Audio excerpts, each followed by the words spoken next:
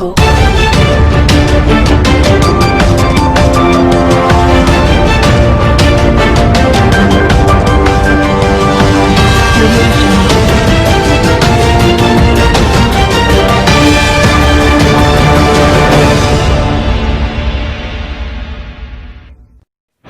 السلام علیکم، زه بخت الله جان حسرت او تاسو ګورئ په پښتو پوینټ ټي وي باندې د نن ورځې تر دې دمه خبرونه.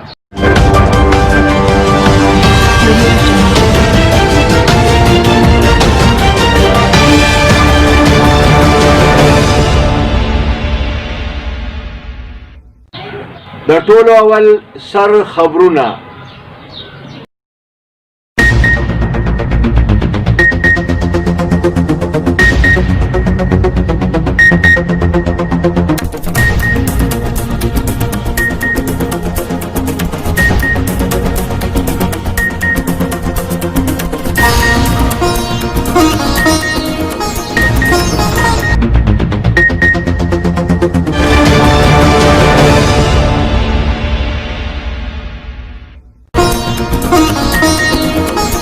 په وطن کې د کرونا وایرس په مریضانو کې ورځ په ورځ اضافه کیږي. د جسټس عیسی پایس خلاف صدارتي ریفرنس قلم وګرځولی شو. د اکسفورډ یونیورسټۍ نه د ډیګرۍ د میلاویدو په خوشحالۍ کې ملاله یوسفزۍ د خپل خاندان سره کیک کټ کړ. عالمي مالیاتي ادارو د پاکستان سره د $1.5 ارب مالی امداد معاهده لاسلیک کړه. د بجټ اجلاس په دوران کې د سرکاري محکمو ملازمینو د صوبایي اسمبلی د امارت مخکې احتجاج وکړ. د خیبر پښتونخوا وزیر اعلی په بجټ دستاویز باندې دستخط وکړ او بلې خواته اسمبلی ته وینا وکړه. په مسجد نبوي کې مانځګزارو د جمعې لمونځ د SOP مطابق ادا کړ. په پېښور کې پولیس په یو کارروایۍ کې په لوی مقدار کې د غلا موټرسایکلې برآمد کړې. وفاقي وزیر مملکت علي محمد خان په خپله حلقه کې د سرکاري هسپتالونو دوره وکړه. استحکام پاکستان تحریک چیرمن د DPO ډېر رازونه ښکاره کړه. اسسټنټ کمشنر تخبئی د شیرګل د بازارونو دوره وکړه. د پرمانلي ایډوکیټ مطابق به د بار اسوسییشن تخبئی په 20 جون باندې انتخابات کیږي.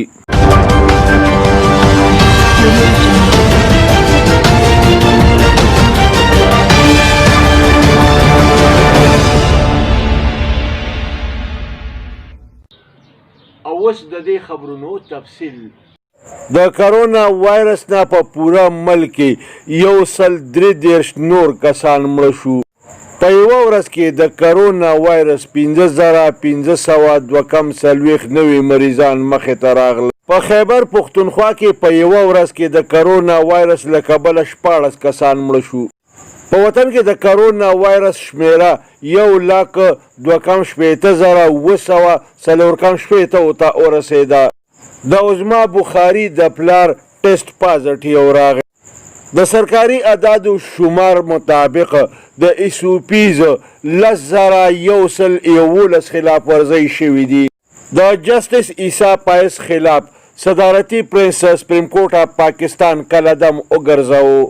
سپریم کورټ اف پاکستان FBI ته حکم ورکړ چې په برطانیه کې د جسټس عیسی پایس د خاندان د جایداد تحقیقات وکړي.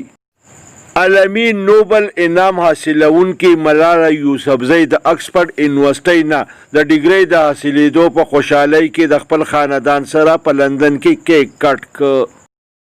د صوبایي بجټ اجلاس په دوران کې د صوبایي اسمبلی مخې ته د سرکاري محکمو ملازمینو احتجاجي مظاهره وکړه. مظاهرینو د خپلو مطالباتو په حق کې ناربازي وکړه او د تنخواګانو د زیاتولو مطالبه یې وکړه. یوې خواته د اسمبلی نه بهر د سرکاري محکمو ملازمینو احتجاجي مظاهره کوله، نو بلې خواته صوبایي وزیر خزانه صوبایي بجټ په اسمبلی کې پیش کړ. د صوبایي حکومت په دې احتجاجي مظاهره هیڅ غوږ ونه ګرېده. د بجټ سپورټ کولو دپاره عالمي مالیاتي ادارو د پاکستان حکومت ته $1.5 ارب ورکولو معاهده لاسلیک کړه. دا معاهده د وزیر اعظم پاکستان عمران خان په موجودګۍ کې لاسلیک شو او دواړو طرفونو پرې دستخطونه وکړه. یوې خواته د خیبر پښتونخوا وزیر اعلی محمود خان په بجټ دستاویز باندې دستخط وکړ، نو بلې خواته اسمبلی ته وینا وکړه. د په اجلاس کې د صوبایي بجټ په حواله باندې تفصیلي خبرې اترې وکړې. د لاک ډاون نه پس چې څنګه مسجد نبوي کولاو شو، نو دغه شانته پکې مانځګزارو د جمعې مونځ د ایسوپیز مطابق ادا کړ. مانځګزارو د یو بل نه په فاصله باندې د جمعې خطبه هم واورېده. د خیبر پښتونخوا وزیر اعلی محمود خان د پرایویټ سکولونو د اسوسییشن د وفد سره ملاقات وکړ. وفد د وزیر اعلی په مخ کې خپلې مطالبې کېښودې. وزیر اعلی د دې د مطالباتو د حل یقین دهاني وکړه. د زیاته کړه چې د دې جایز مطالبات په هر صورت حل کولی شي. وروسته د اسوسییشن مشرانو د مذاکراتو د کامیابۍ نه پس د صوبایي اسمبلی په مخ کې خپل احتجاج ختم کړ. احتجاج کوونکو د اسمبلی په مخ کې د شکرانې نوافل هم ادا کړه. وفاقي وزیر مملکت علي محمد خان په خپله حلقه کې د سرکاري اسپتالونو دوره وکړه. د سره په دې موقع باندې DDHO ډاکټر کچکول هم موجود و. د اسپتالونو وکتل او د ډاکټرانو او د هیلث د عملې د مسایلو په حواله باندې د دې سره خبرې اترې وکړې. د وروسته له تحصیلي تخبئ په مختلفو مقاماتو باندې د پارټۍ د کارکنانو عامو خلکو سره ځای په ځای باندې میلاو شو. د کارکنانو عامو خلکو سره په مختلفو امورو باندې خبرې اترې وکړې. د پېښور پولیس په یو کارروایۍ کې په ګڼ مقدار کې د غلا موټرسایکلې برآمد کړه او ملزمان یې ګرفتار کړه. پولیس د موټرسایکلو دغه غلا او د غلا موټرسایکلې د میډیا په مخ کې پیش کړې. د استحکام پاکستان تحریک چیرمن حاجی واصل خان د اپر دیر د DPO میا نصیب جان په حواله هغه خبرې وکړې چې په اورېدو یې په بنده باندې غونې زیګ زیګ شي. د وی چې میا نصیب جان په ځان باندې مصنوعي د بابای امن سرمن را خوره کړې ده، خو دی په اصل کې بابای امن نه بابای شر دی. د دیر د خلکو عزتونه او د دیر امن تار تار که. د جرایم پیشه خلکو سره خصوصي مراسم دي. شریفان او سپید پوش خلک په دغه خلکو باندې یروي. د وی چې میا نصیب جان په یو بې بنیاده الزام کې زما په قرباني غیر قانوني چاپه ولګوله. اسسن کمشنر میډم انیلا فهیم په شیرګړ کې د مختلفو بازارونو، مارکیټونو، پلازو او شاپینګ مالونو دوره وکړه. دی په دې موقع باندې د سرکار د طرف نه د اعلان شوي 2 ورځني لاک ډاون جایزه واخیسته. دی په مین بازار کې په شارع ملکن باندې د پبلک ترانسپورت مختلف ګاډي ودرول او د ایسوپیز جایزه یې پکې واخیسته او هدایات جاری کړل چې ډریوران او سورلۍ دې په هر صورت کې د ماسک استعمال لازمي جوړ کړي. ګینې بیا به د دې خلاف کارروایي کولی شي.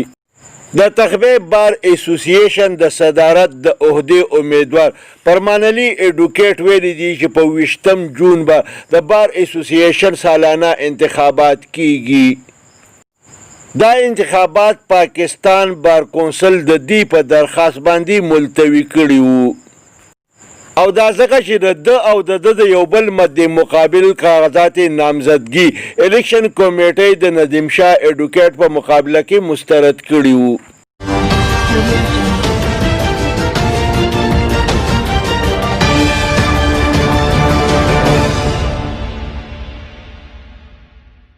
د دې سره د نن ورځې خبرونه پای ته رسي. ښاد او آباد اوسئ. د لوی الله په امان.